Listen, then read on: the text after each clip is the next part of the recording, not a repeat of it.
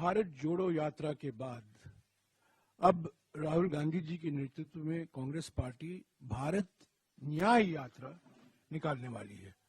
14 जनवरी से लेकर 20 मार्च तक 6,200 किलोमीटर लंबी भारत न्याय यात्रा 14 राज्यों से गुजरेगी। भारत जोड़ो यात्रा के दौरान राहुल जी ने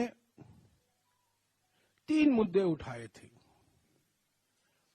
आर्थिक विषमताओं के बारे में उन्होंने जिक्र किया, सामाजिक ध्रुवीकरण के बारे में उन्होंने बातचीत की और राजनीतिक तानाशाही जो आज हमारे देश में हकीकत बन गई है उसके बारे में जनता को अवगत कराया।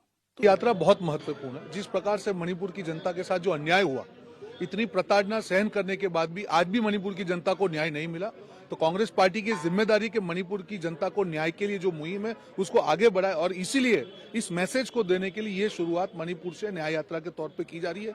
6200 किलोमीटर की यात्रा है, 14 राज्य और 85 जिले इस यात्रा में कवर होंगे और हर जगह पे न्याय की गुहार। जिस प्रकार से आज इस सरकार में हर तरीके से अन्याय हो रहा है और सही मुद्दों को भटकाकर दूसरों मुद्दों पे भटकाया जा रहा है, तब कांग्रेस पार्टी हमेशा मुख्य मुद्दों पे कैसे ध्यान को लाया जाए, इसी मैसेज के साथ भारत न्याय यात्रा की शुरुआत मणिपुर 14 जनवरी। आज जहां पर विकास यात्रा चल रही है ना, सालों दर साल हमने यहाँ पर काम किया है। आपको कई 100 लोग ऐसे मिल जाएंगे, टैक्सी यूनियन वाले मिल जाएंगे जिनके लोन्स हुए हैं, जिनको नई टैक्सी खरीदने का मौका मिला है, जिनको बैंक की व्यवस्था के माध्यम से मुद्रा लोन, बैंकिंग फैसिलिटी, चूल्हा गैस का, सेल्फ हेल्प ग्रुप्स के माध्यम से हमने जो आज विश्वकर्मा योजना प्रधानमंत्री चला रहे हैं, 1 साल पहले यहाँ पे महिलाओं के सेल्फ हेल्प ग्रुप बनाकर उन लोगों को हम लोगों ने हाथ की मशीनें दिलवाई थी। कई रानी मिस्त्री और राज मिस्त्रियों को उनके टूल्स दिलवाए थे। हम टूल प्रोवाइड करने का काम करते हैं, ये टूल किट बनाने का काम करते हैं। तो इस देश में अन्याय किसने फैलाया और अन्यायपूर्ण व्यवस्थाएं किसने खड़ी की, वो देश की जनता को पता है और इसी अन्याय का सामना करते हुए 2014 में इस देश की जनता ने प्रधानमंत्री मोदी जी को जिताया था। राहुल गांधी की भारत न्याय यात्रा की शुरुआत नए साल पर 14 जनवरी से होने जा रही है और ये यात्रा बिहार पश्चिम बंगाल होकर के भी गुजरेगी। इस पर हमारे साथ बातचीत करने के लिए बिहार के वरिष्ठ कांग्रेस लीडर और पूर्व सीएलपी लीडर अजीत शर्मा है। शर्मा जी, अब जो है 2024 में राहुल गांधी इसकी शुरुआत कर रहे हैं, लेकिन बीजेपी की ओर से पहले से ही भारत विकसित संकल्प यात्रा की शुरुआत हो चुकी है। संकल्प यात्रा और न्याय यात्रा कौन किस पे भारी रहने वाली है? देखिए, भारत में देशवासियों को तो न्याय चाहिए। जो 2014 से हालत है, उन्होंने जो चुनाव में वादा किया 2 करोड़ युवकों को प्रत्येक वर्ष रोजगार देंगे, क्या किसी भी युवक को रोजगार मिला? वो नहीं मिला। तो न्याय तो मिलना चाहिए। इसे न्याय यात्रा जो आदरणीय राहुल गांधी जी का है, ये बिल्कुल सत्य है, देश के हित में है। और संकल्प यात्रा क्या, वो तो सत्ता में है, वो तो संकल्प लिए हैं, वो तो ओथ लेके बैठे हैं। फिर से संकल्प यात्रा निकालने का मतलब क्या है? आप क्या काम किए 14 में, वह बताइए। कितने युवकों को रोजगार दिए, कितने आपने इंडस्ट्रीज लगाए, कितने आपने देश को आगे बढ़ाने का काम किया, कितने को आप क्या किए वो बताइए ना। आप तो कुछ बोल नहीं रहे। आप सिर्फ पुलवामा में कांड करा दिए, फिर से देखिए कि जम्मू कश्मीर में फिर से हत्याएं हो रही है, चुनाव आ रहा है। तो संकल्प किस बात का? न्याय बिल्कुल आदरणीय राहुल गांधी जी न्याय यात्रा निकाल रहे हैं। बिहार भी आ रहे हैं और बिहार एक ऐसा धरती है जहां से ही आगाज होता है। चाहे स्वतंत्रता देश को कराने में हो, बिहार का अहम भूमिका रही है। और निश्चित तौर पर यह न्याय यात्रा जो है आदरणीय राहुल गांधी के साथ जो चलेगा, फिर से बदलाव आएगा और 2024 में कांग्रेस और इंडिया गठबंधन की। राहुल जी का पूरा राइट है, अधिकार है उनका पार्टी के लेकर एक प्रोग्राम करने का। स्पेशली उनका पार्टी फेल किया है रिसेंट इलेक्शंस में, तो उसका जिम्मेदारी है डैमेज कंट्रोल करना। लेकिन ये देखना है कि वो उनका जो प्रोग्राम वो भाजपा का स्टेट में, भाजपा का एरिया में कर रहा है या नॉन भाजपा वाला एरिया वहां पर वो घुस रहे हैं।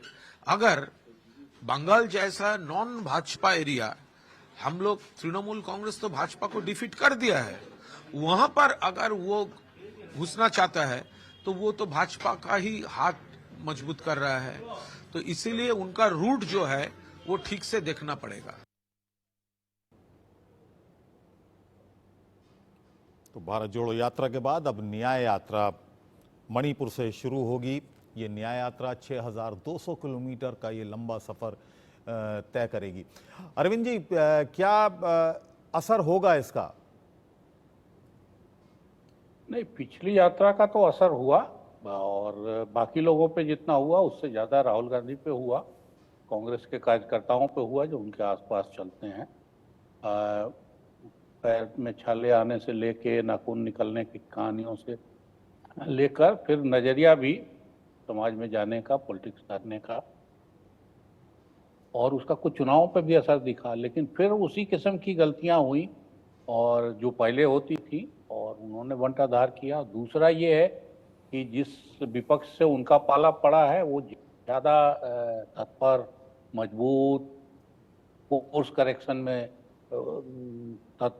उस्ताद, तो बीजेपी ने फिर उनको काउंटर किया और काउंटर करके पिछले चुनावों में हमने उसका नतीजा देखा कि बीजेपी ने एक तरह से कुल, अब कांग्रेसी कह रहे हैं कि उनका वोट बढ़ गया कुछ जी, लेकिन इसके बावजूद बीजेपी ने उनको काफी ढंग से उनकी धुलाई की और उसका असर अब दिखाई दे रहा है, खासतौर से 24 चुनाव पे। जी, बातें बहुत होती हैं चुनाव के पहले बातें बहुत होती हैं। आलोक जी, ये बताइएगा, मुद्दा क्यों नहीं बना पाती कांग्रेस पार्टी? मणिपुर बहुत बड़ा मुद्दा था लेकिन मुद्दा नहीं बना पाई। महंगाई की बात करती है, बेरोजगारी की बात करती है, लेकिन मुद्दा कोई बड़ा नहीं बन पाता है चुनाव में। देखिए अबू जी, जिस तरह से राहुल गांधी यात्रा करते हैं उनके लिए तो ज्ञानवर्धक है, मैं मानता हूँ।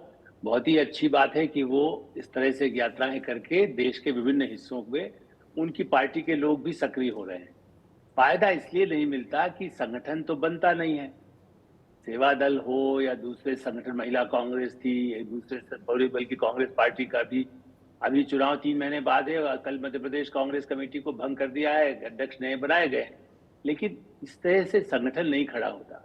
और अभी मैं इस बात से सहमत, देखिए कर्नाटक तेलंगाना की जीत में बीजेपी की कमी या वहां पर जो पार्टी थी उसकी हार के कारण कांग्रेस में श्रेय राहुल गांधी को दे दे। जैसे हम नहीं कहते हैं हनुमान जी की कृपा है जिसकी वजह से आज हमको सफलता मिल गई, आज हमारे एडिटर ये है या चेयरमैन है इसलिए आज हमको बड़ा अच्छा हमारा चैनल आगे बढ़ रहा है। लेकिन नीचे काम करने वाले हजारों लोग होते हैं, लाखों लोग जो कार्यकर्ता काम करते हैं। पद यात्रा के दौरान बिहार की अभी बात की गई, बिहार के अभी मैं नाम यहाँ नहीं बताऊंगा, लेकिन जिनके घुटने टूट गए प्रियंका गांधी की यात्रा के समय, जिसके सिर में इतना बड़ा घाव हो गया, वो इस बात की शिकायत करती है कि बिहार का अध्यक्ष तो छोड़िए, कोई हमसे बात ही नहीं कर रहा है।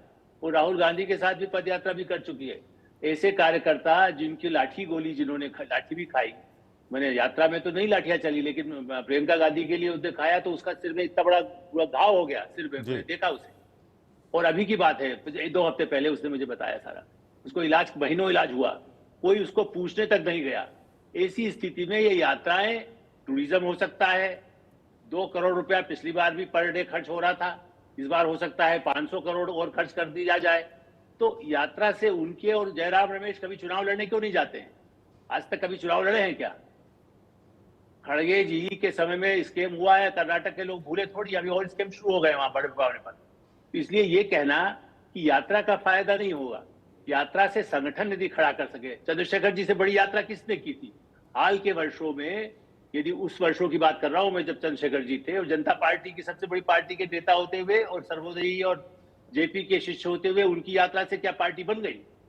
पार्टी बनाना हर प्रदेश में लोगों को खड़े करना होता है।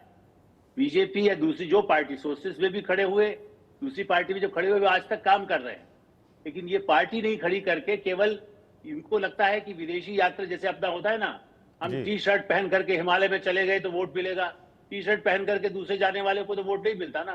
तो मुझे लगता है कि इस यात्रा से वो व्यक्तिगत और कुछ उनके जो लोग हैं और उसका श्रेय उनको दे देंगे कि भाई जो कुछ मिला सब राहुल गांधी ने जिता दिया तेलंगाना। हेलो जी हिमांशु जी। हाँ नहीं, आप क्या मानते जो आलोक जी बता रहे हैं ना, आलोक जी बता रहे हैं ना, जो वो बेसिकली विश्वसनीयता का अभाव है। जब नेतागिरी में विश्वास नहीं होता प्रजा को, तो प्रजा जुड़ती तो है, उत्सुकता की वजह से एक बार चली तो जाती है, मगर उनके साथ जुड़ के उनके साथ मिल के आगे बढ़ना, काम करना, वो बातें नहीं हो पाती। और कांग्रेस में तो मैं सीधा एक बता दूं आपको कि पिछले 25 सालों से मैं जो देख रहा हूं वो मैं ये देख रहा हूं कि जो अगर कांग्रेस का फंक्शन होगा एक तालुका स्तर पे भी या जिला स्तर के ऊपर, तो होता क्या है कि डायस के ऊपर 50 कुर्सियां लगी होगी, नीचे 200 लगी होगी, मगर वो 200 में से 25 भरी होगी, डायस की 50 भरी होगी।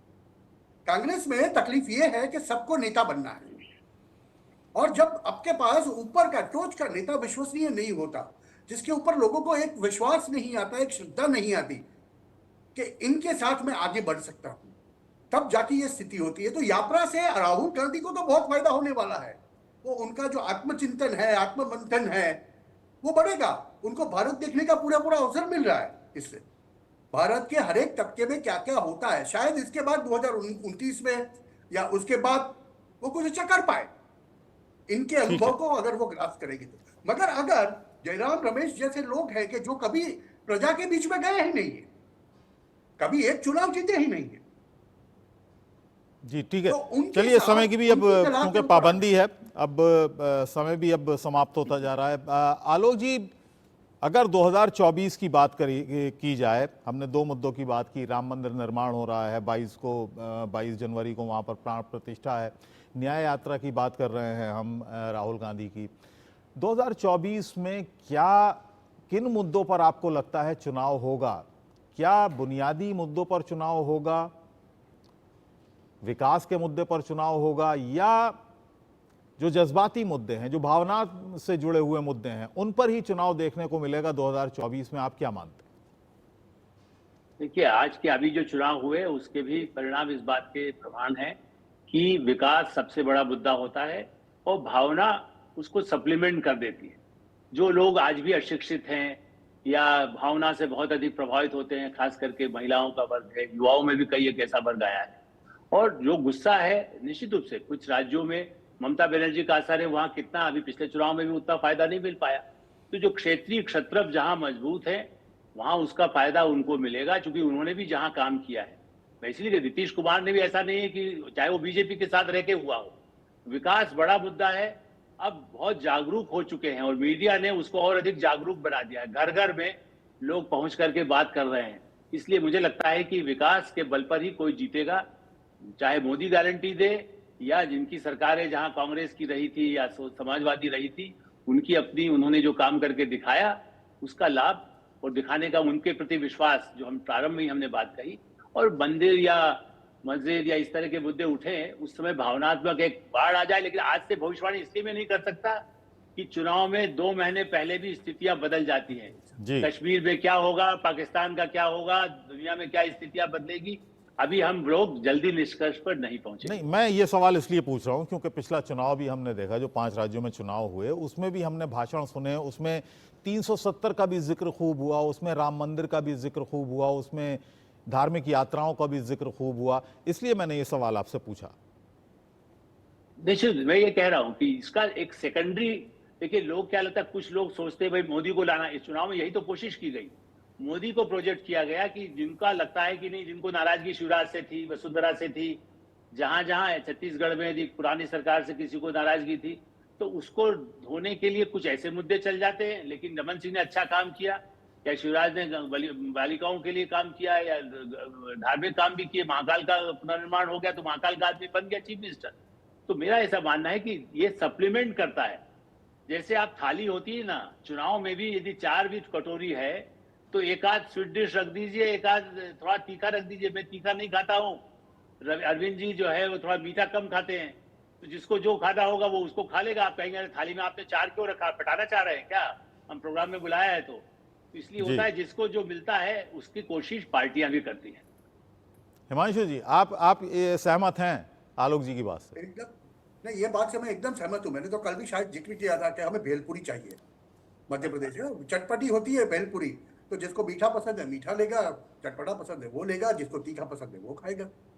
तो ज्यादा करके क्या होता है कि जब राष्ट्रीय चुनाव होते हैं ना, वहां लोगों का नजरिया, और आप एक चीज देखिए सरप्राइजिंग है, 140 करोड़ का देश है, इतना बड़ा देश है, ऐसा क्यों होता है कि जब एक पार्टी स्वीप करती है तो वो पूरी तरह से स्वीप करती है?